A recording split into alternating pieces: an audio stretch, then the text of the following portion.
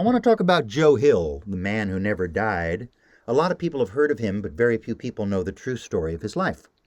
Joel Emmanuel Hägglund was born in Sweden in 1879. He was the third of 9 children, 3 of whom died young. His father, Olaf, worked for the railroad, the I.W.W. Railroad there in Sweden, and his father was killed when Joe was only 8 years old in what they used to call an industrial accident in those days before worker safety laws. And now his mother was left to support 6 children. And the father, of course, was the sole support of the family. So she was in real trouble, and they were broke and they were hungry. And Joe Hill never forgot how charitable organizations like the Salvation Army wouldn't give his mother a dime, and he never forgave them, and he never forgot them. In his teens, he contracted tuberculosis, and he went to a hospital in Stockholm for several years where he was treated for that disease. During that time, his mother died, and now he was an orphan. So he sold his parents' house, and with the proceeds of that sale, he used some of the money to buy a ticket for him and his brother Paul to go to the United States. We don't know exactly when he landed here, but they came through Ellis Island in New York, and Joe Hill proceeded to look for work, bumming his way out to Ohio. We know he was in San Francisco for the 1906 earthquake because he wrote a letter to a friend in Sweden at that time. And finally, in 1907, Joe Hill found employment on the streets of Spokane, Washington, working for the I.W.W., the Industrial Workers of the World, one big union for both skilled and unskilled workers, and he was organizing workers in this union on the street. Well, in those days, the I.W.W. published a little book just big enough to fit in your pocket, called the Little Red Songbook, and it was full of Union songs. And it was kept in your pocket, so even if you were arrested and went to jail, you could pull the songbook out in your cell and sing it with your cellmates. Those Little Red Songbooks would go into people's pockets, and a week later, a stevedore would be singing those songs in Stockholm, or on the docks in Tokyo, or Sydney, Australia, or London. These songs went all over the world because the Little Red Songbook could go in your pocket. So here's what they would do on the streets of Spokane, Washington. A lot of these union organizers had scars and bruises from getting beat up by the thugs that were hired by the factories and mines and mills that they were trying to organize the workers therein. So whoever had the fewest bruises would go down to the secondhand store and buy clothing that was fit for a banker. A bowler hat, a vest, a watch chain. Of course, they couldn't afford the watch, and striped pants. And he would put on this attire and stand on a street corner in Spokane, Washington, and he would shout, "I've been robbed! I've been robbed!" When he had a great big crowd of people gather around him, he would say, "I've been robbed by the capitalist system, fellow workers." And then Joe Hill and his cronies would jump out from a corner of a building, and they would be singing a song. Now, you've got to remember, the Salvation Army would play on the streets of Spokane, Washington, and they promised salvation in heaven. But what these workers wanted is they didn't want to get a meal when they got to heaven. They were hungry today, and they wanted that meal right now. They wanted salvation right here on earth, not later when they got to heaven. So Joe Hill thought it was kind of like pie in the sky, that idea. He coined that term, and of course he thought that was a lie. Pie in the sky, getting satisfaction after you lived on earth and went to heaven. So he wrote this song and was published in the Little Red Songbook back in 1911, and went like this. To the tune of the Sweet By and By, a popular hymn. Long-haired preachers come out every night, trying to tell you what's wrong and what's right. But when asked about something to eat, they will answer in voices so sweet. You will eat by and by in that glorious land in the sky. Way up high, work and pray, live on hay. You'll get pie in the sky when you die. That's a lie. He called it the Starvation Army, the old Salvation Army.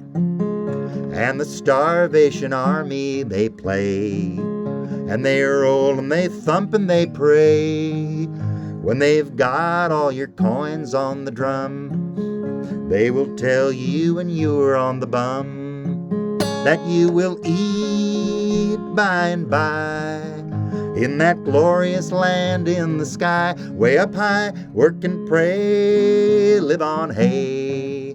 You'll get pie in the sky when you die, that's a lie.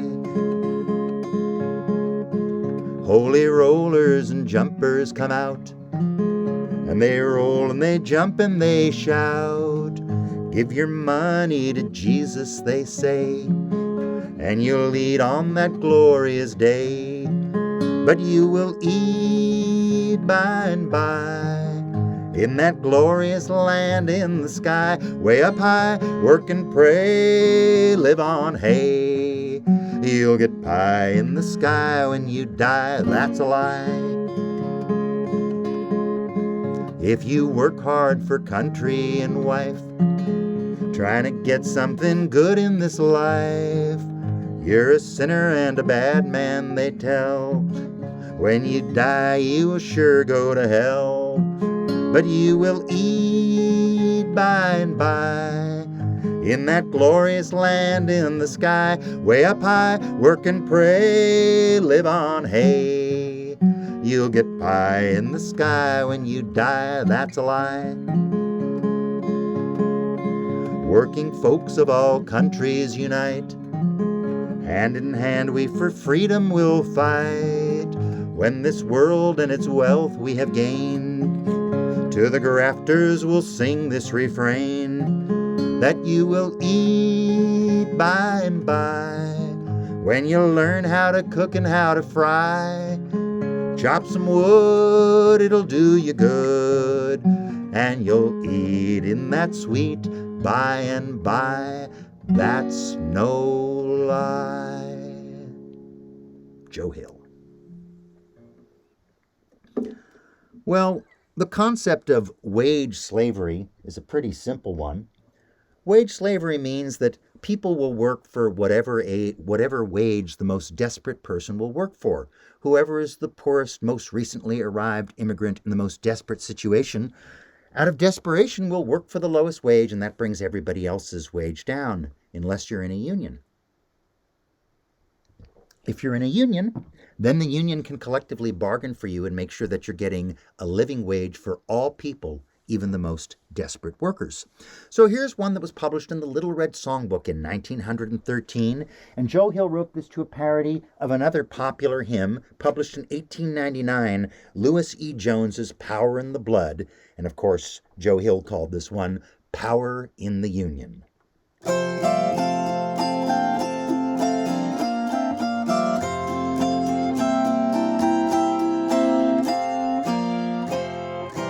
Would you have freedom from wage slavery? Then join in the grand industrial band. If you from hunger and misery would be free, come on in the band and lend a hand. There is power in a band of working folks when we stand hand in hand. There's power, that's the power that must rule in every land. One industrial union grand. Would you have mansions of gold in the sky and live in a shack way out in the back? Would you have wings up to heaven to fly and starve here with rags on your back? There is power in a band of working folks when we stand hand in hand.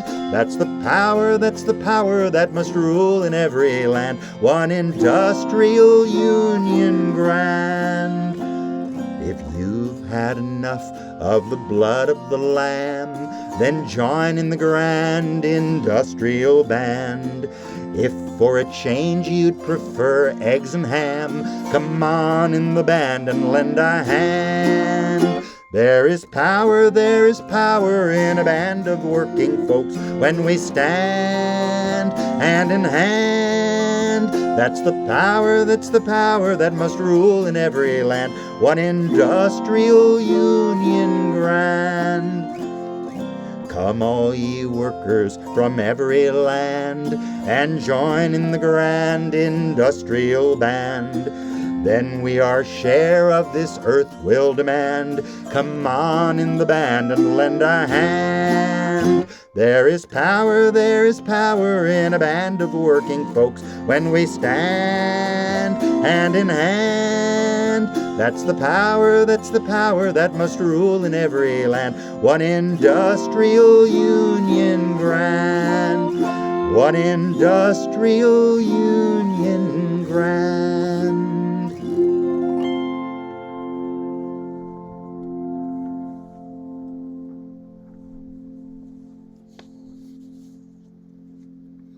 In 1912, Joe Hill went up to Canada, to British Columbia, to assist on a railroad workers' strike, and he took a popular pseudo-Irish song called Where the Shannon River Flows, and he rewrote the words, and he made it a Union song called Where the Fraser River Flows.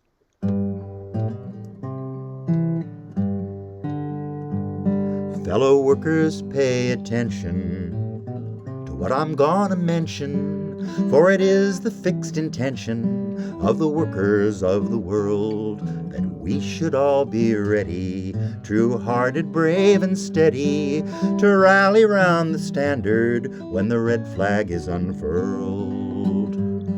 Where the Fraser River flows, each fellow worker knows they have bullied and oppressed us, but still our union grows. And we're gonna find a way, boys, shorter hours and higher pay, boys. We're gonna win the day, boys, where the Fraser River flows.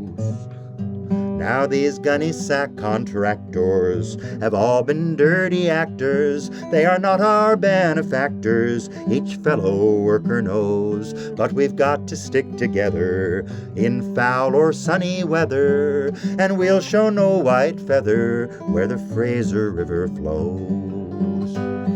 Where the Fraser River flows, each fellow worker knows they have bullied and oppressed us, but still our union grows. And they're gonna find a way, boys, shorter hours and higher pay, boys. We're gonna win the day, boys, where the Fraser River flows. Now the boss the law is stretching, bulls and goons he's fetching, and they're a fine collection, as Jesus only knows. But why their mothers reared them, and why the devil spared them, are questions we can't answer where the Fraser River flows. Where the Fraser River flows, each fellow worker knows they have bullied and oppressed us, but still our union grows. And we're gonna find a way, boys, shorter hours and higher pay, boys. We're gonna win the day, boys, where the Fraser River flows.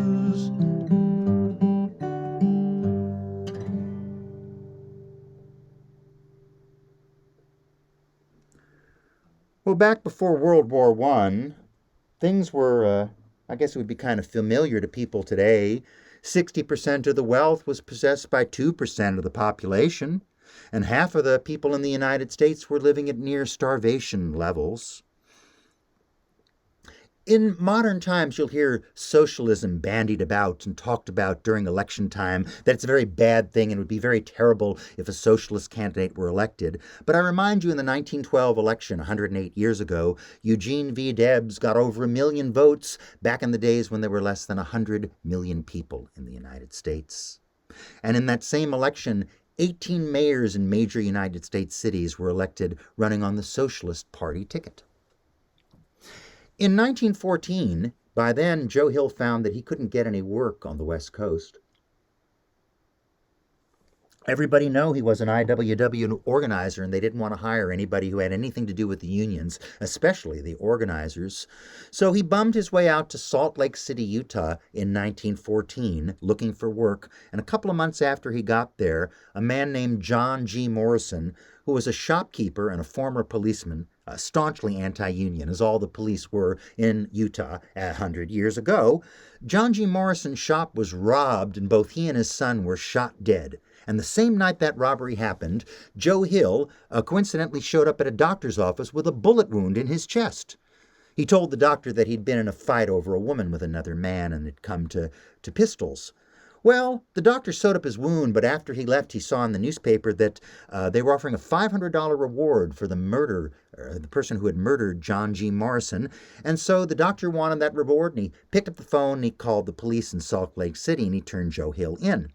Joe Hill was arrested for both murders, and although there was no circumstantial evidence tying him to those murders, when they went through his wallet and they found that red I.W.W card, his chances for a fair trial kind of disappeared. They wanted to arrest an I.W.W organizer, and they were really hoping that they might be able to find him guilty of murder and execute him and send a message to the unions. Well, Joe Hill was in prison there, and it's possible, as we read the books today, 100 years later, we find out he probably could have done a whole lot more to get himself exonerated in that trial. He may have been naive about the American criminal justice system. He may have simply been young and cocky. Or maybe in those 22 months that he was waiting in the prison cell, and over 40,000 petitions and letters were sent to the governor asking for Joe Hill's release from labor leaders all over the world. Maybe those 40,000 letters and petitions convinced Joe Hill that he'd be more valuable to the union movement as a martyr. A few days before Joe Hill died, he wrote a letter to Big Bill Haywood, one of the I.W.W leaders and a member of the executive committee of the American Socialist Party. He said, "Dear Bill, I die a true blue rebel. Don't mourn, organize. See if you can get my body hauled to the state line. I'd hate like hell to be found dead in Utah." The night before Joe Hill was executed, on November 18th of 1915, a reporter visited him in his cell, and when the guards weren't looking, Joe Hill palmed a small piece of paper and passed it to the reporter. When the reporter got back to his office, he unfolded it and he read it, and he found that he had Joe Hill's will, and this is what the piece of paper said. "My will is easy to decide, for there is little to divide. My kin don't need to grieve or mourn. Moss does not grow on a rolling stone. My body, if I could choose, I would to ashes it reduce, and let some summer breezes blow it to where some flowers grow. Perhaps a drooping flower then would come to life and bloom again. This is my last and final will. Good luck to all of you. Joe Hill." The next day, Joe Hill was blindfolded and tied to a red chair at Sugar House Prison. The guards picked up their rifles, and the one in charge began giving the commands for an execution by firing squad. He said, "Ready?" He said, "Set," and Joe Hill screamed, "Fire! Go on, fire!" After Joe Hill's death, his body was cremated, and the ashes were placed in 600 different envelopes and sent to different labor leaders and organizers all over the planet. And I've been in jams with people who've shaken their mandolin and you could hear something rattling inside, and they said, "Those are some of Joe Hill's cremains." Well, after Joe Hill died in 1915, 15 years later, Alfred Hayes wrote a poem about the man who never died called "I Dreamed I Saw Joe Hill Last Night," and 6 years later, Earl Robinson set it to a tune.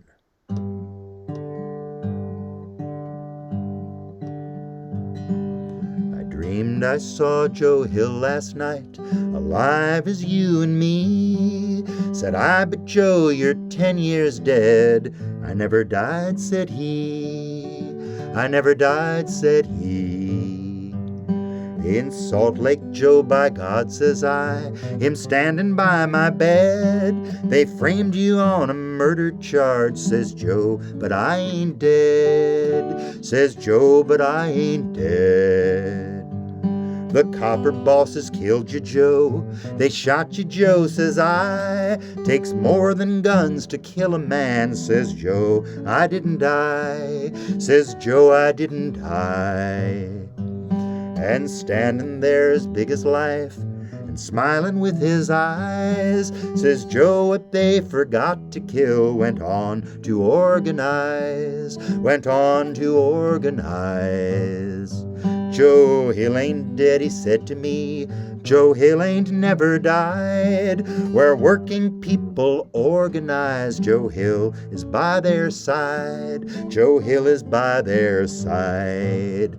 From San Diego up to Maine, in every mine and mill, where working people organize, it's there you'll find Joe Hill.